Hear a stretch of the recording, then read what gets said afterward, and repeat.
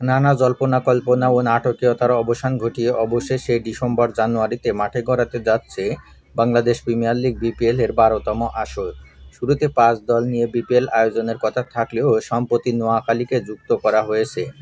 ফলে ৬ দল নিয়ে মাঠে গড়াবে বিপিএল ২০২৬-এর আসর।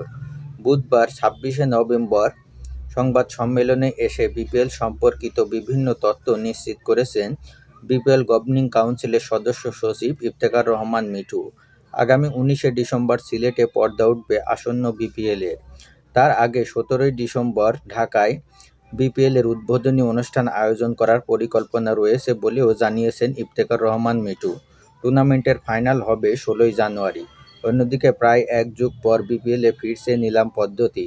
শুরুতে এই নিলাম অনুষ্ঠিত হওয়ার কথা ছিল গত ২১শে নভেম্বর, কিন্তু নানা জটিলতায় সেটি পিছিয়ে আগামী ৩০শে নভেম্বর অনুষ্ঠিত হবে। রাজধানীর রেডিসন ব্লুতে বিকেল ৩টায় শুরু হবে এই নিলাম অনুষ্ঠান। বিপিএলের নিয়ম অনুসারে প্রতিটি দলকে নিলাম থেকে অন্তত ২ জন বিদেশি ক্রিকেটার দলে ফেরাতে হবে, আর দেশি ক্রিকেটার নিতে হবে অন্তত ১২ জন। তবে নিলামের আগে সরাসরি চুক্তিতেও ক্রিকেটারদের দলে ফেরানোর সুযোগ পাচ্ছে ফ্র্যাঞ্চাইজিগুলো। সেক্ষেত্রে সর্বোচ্চ ২ জন বিদেশি ও ২ জন দেশি ক্রিকেটার নেওয়ার সুযোগ রয়েছে।